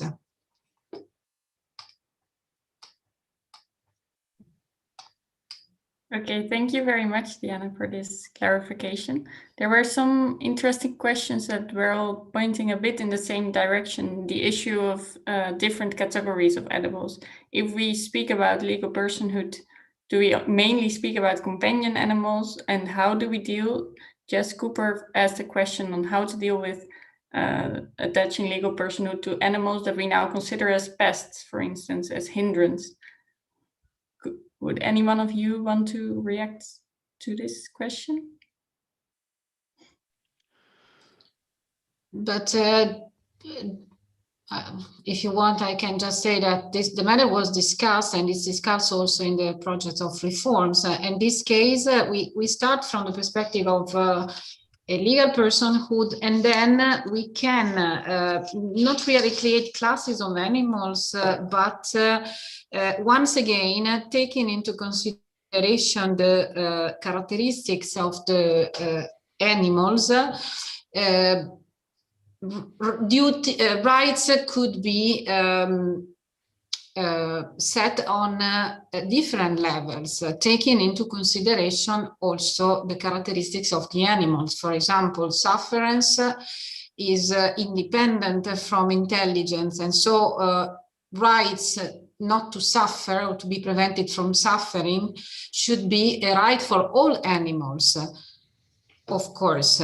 And this is an example of how lawyers should work together with scientists in order to set some parameters. So I would not probably speak about classes of animals, but taking into consideration the characteristics of the animals from time to time, for example. Just to add to that, the way we sort of approached it when we drafted the proposal for fundamental animal rights, we distinguish between animals dependent on human care and wild animals. And the basic distinction is that animals that are dependent on human care would have more positive rights with regard to, for instance, having access to food and water and to experience positive emotions and so on, whereas the wild animals would have more negative rights, so the right to be left alone, so to say.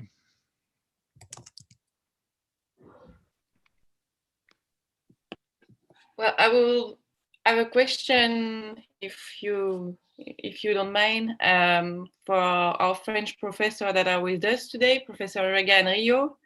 I will say it in English and then translate it to French after. Maybe you could tell us more about the possibility of extending the architecture that you propose to other legal systems, and if you think that the French legislator or any other legislator would be ready to consider such advances as animal personhood, and how should we proceed from a strategic point of view. Caroline et professeur Rega et professeur Rio, peut-être que vous pourriez nous en dire plus sur la possibilité d'étendre l'architecture que vous proposez à d'autres systèmes juridiques. Et aussi, est-ce que vous pensez que le législateur français ou n'importe quel autre législateur serait prêt à considérer ces avancées, des avancées telles que la personnalité juridique de l'animal, et comment procéder d'un point de vue stratégique? Alors, ça fait beaucoup de questions. Beaucoup de questions. Alors, tout d'abord, le droit français a évolué vraiment très, très récemment. Nous avons une loi de 2015 et nous étions sur la plupart des dispositions relatives aux animaux au code de 1804. Yes, sorry, I should translate. Yeah, that it's the French law has very recently evolved, and until very recently we were still under the Napoleon Code. Et nous avons créé une catégorie, alors la plupart des auteurs spécialisés s'accordent, une catégorie nouvelle, c'est-à-dire la catégorie des êtres vivants doués de sensibilité. Ça, c'est important, c'est un progrès important. Donc il y a une catégorie nouvelle, mais que l'on soumet toujours au régime des biens. Yeah, we've already made some progress in creating a new category. Well, we could summarize it as sentient beings, but in French it says living beings endowed with sensibility. So that's already some sort of progress, but animals are still considered, well, subjective to the property regime. Alors, ça a été cette nouvelle catégorie, puisque le Code civil, c'est très technique, ça mériterait beaucoup plus d'explications, je renvoie peut-être à nos travaux, mais le Code civil indique, a changé de terminologie, les animaux sont soumis dorénavant au régime des biens, ne sont plus des biens. Donc, la précision est importante. Quand certains les considèrent que la loi n'a pas changé grand-chose, ils sont toujours comme des biens. Non, le législateur a créé cette catégorie nouvelle et doit préciser aujourd'hui, ils sont soumis au régime des biens, ce qui veut dire indirectement que ce ne sont plus, à proprement parler, des biens, sans leur offrir toutefois de personnalité juridique. Yeah, Professor Rio highlights that it's very important to consider that before animals were things and now they are submitted to the legal regime of things. So it suggests that the legislator is already recognizing that animals are specifically not things. And yeah, I'll let you continue. Marine, est-ce que tu peux demander à Eva si je peux partager mon écran par rapport à ce que dit Cédric? Is it possible to share the screen now for Caroline? Let me see. Ouais. Yeah, oui. C'est pour illustrer ce que Cédric était en train de dire, ça me semble correspondre. Provide an illustration of what we were saying. Donc, yeah. Avec la catégorie des êtres vivants que Cédric est en train de vous expliquer. Yeah, we're showing the text of the article in the French Civil Code after the reform. Voilà, donc on a une catégorie d'êtres vivants doués de sensibilité soumise au régime des biens. Donc il est vrai qu'au niveau des concepts, il y a une certaine ambiguïté. Le droit français devra évoluer, puisqu'on renvoie au juge ce pouvoir d'interprétation, l'interprétation des nouveaux concepts. Yes, so to conclude, it means that in the end, it will be up to the judiciary to interpret and to draw the consequences of this new category. Thank you. Mais juste pour terminer, pour répondre à votre dernier point, à votre question, la France, comme beaucoup de pays européens, est en retard par rapport à l'Amérique et à l'Amérique du Sud au niveau de la reconnaissance des droits des animaux.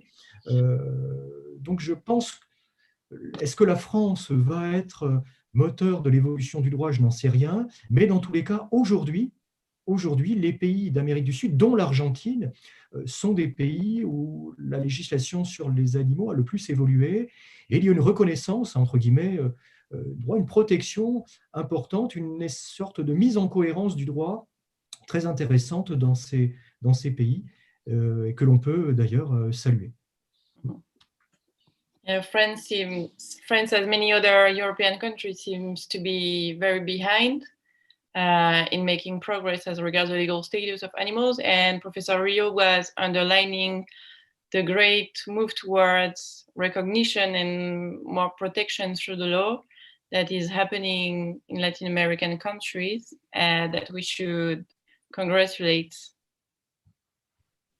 Et je voudrais aussi compléter donc, ce que disait Cédric Rio. L'évolution, en tout cas dans les pays romano-germaniques, de tradition civiliste, ça va aller plutôt par la loi, comme en France. Yeah, it's also important to say that in our European legal systems of continental law, the evolution can take place through the law and not especially as compared with common law, as we said in the introduction, where it will happen more through the judiciary. Mais là-dessus, que ce soit donc pour les systèmes de tradition civiliste ou les systèmes de common law, c'est toujours bon qu'il y ait des marqueurs pour orienter une évolution favorable de préférence au statut de l'animal. Et la déclaration de Toulon fait partie de ces textes justement qui permettent l'évolution. Yeah, on the path to better protection for animals and their fundamental interests, including animal personhood, we need some key instruments. Well, the Toulon Declaration can be such an instrument that the courts or the legislator could use to improve the condition of animals.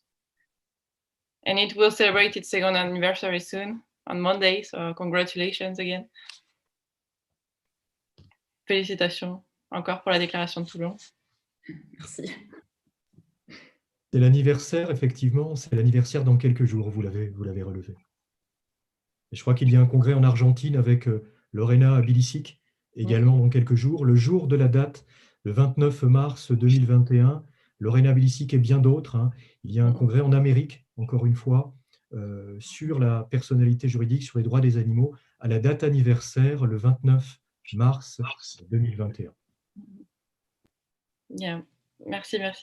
Yeah, it will be celebrated in Latin America in a conference next Monday if people want to check it out. Merci. Okay, thank you all very much for this very nice discussion. I'm sorry we went a little bit over time and we are unfortunately not able to discuss all the questions, but I invite you to visit our Facebook group where we will continue this discussion. So thank you very much for your attendance and also to the speakers. It was incredibly interesting to hear you all. And I hope to see you again in many upcoming occasions on animal law. Thanks very much. Have a nice evening. Yeah, thank you. Thank you for organizing. Thank you. Thank you. One last thing. Sorry, my voice is. See you all hopefully for our next roundtable on a very hot topic and very fascinating topic, the Animal Labor Roundtable on May 1st. Hope to see you there. And thank you for attending today's discussion.